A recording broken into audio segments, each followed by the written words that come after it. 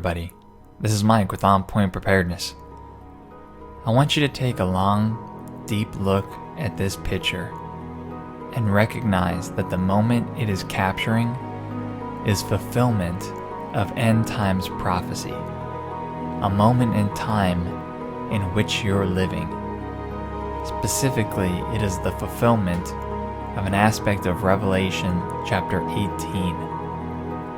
You're looking at Pope Francis sitting front and center amongst a wave of suit and ties that have submitted themselves to Pope Francis in a very unique way in which the Bible said would happen.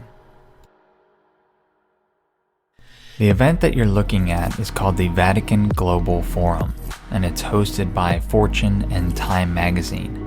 And it was attended by some of the most prestigious businessmen across the world. This includes Fortune 500 CEOs, scholars, labor and church leaders, and philanthropists. And they had all attended in order to forge a new social compact for the 21st century with Pope Francis. That is, entering into a contract with Pope Francis and submitting themselves and their resources to his agenda. If we look at the document that was summarized by Fortune and Time magazine called Working Group Solutions, we can see exactly what the intent of this get-together was.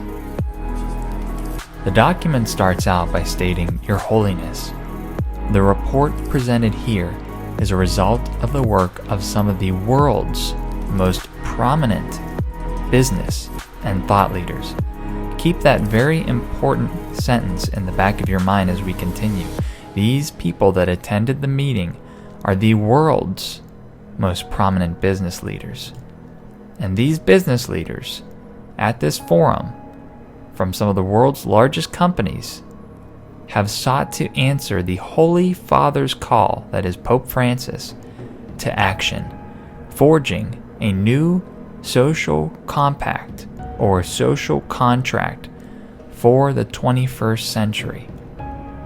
If we look at Revelation chapter 18 verse 3, it talks about Mystery Babylon, or this whore that rides the beast in the end times, the church that is control of the one world government.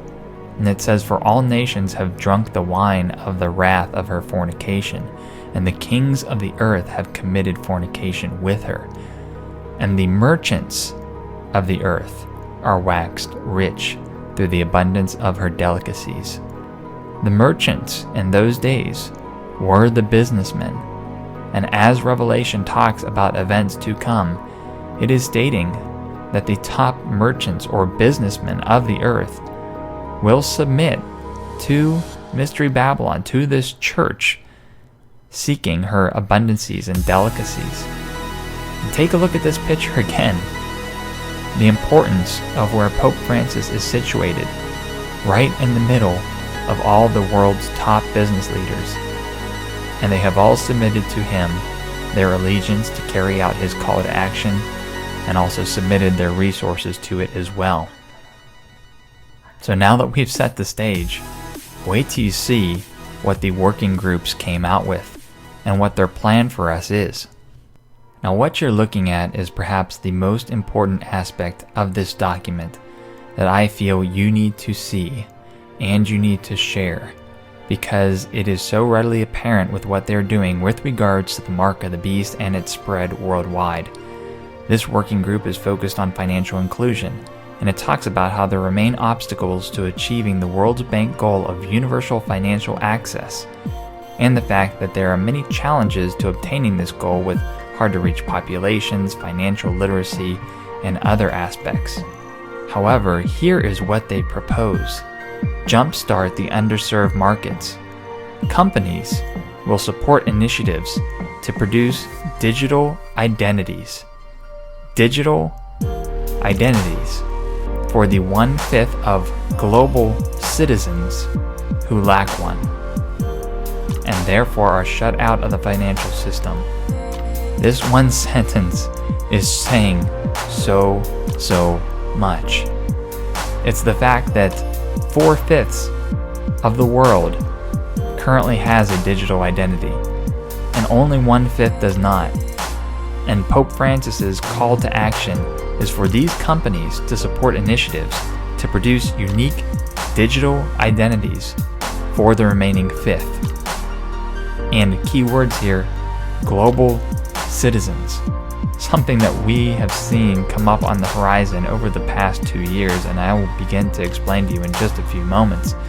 But this is the mark of the beast, in which Revelation 13:17 talks about that no man might buy or sell save that he has the mark or the name of the beast or the number of his name.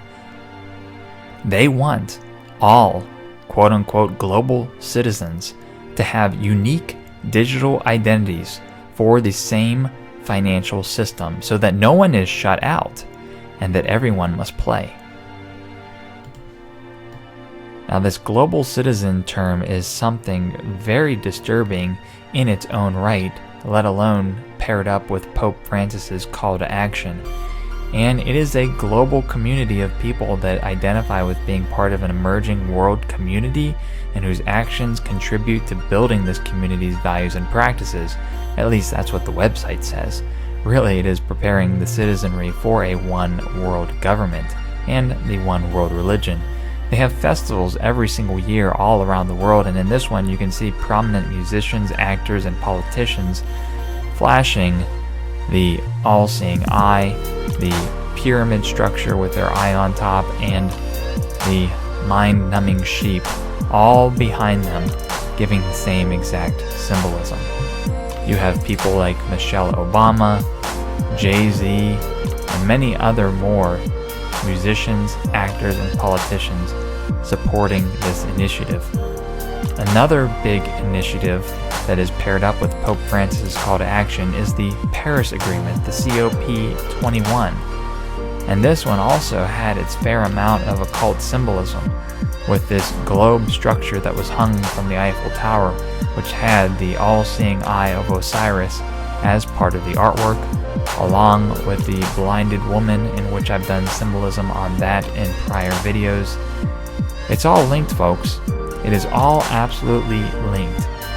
And to link it even more for you, if you haven't seen my video on how the Roman Catholic Church is Mystery Babylon and all the symbolism of the prophetic chapters of the Bible and how they relate to this church, please check out this video now and share with your loved ones, because we are seeing prophecy fulfill before our very eyes. This is Mike with On Point Preparedness. Hope you all enjoyed this.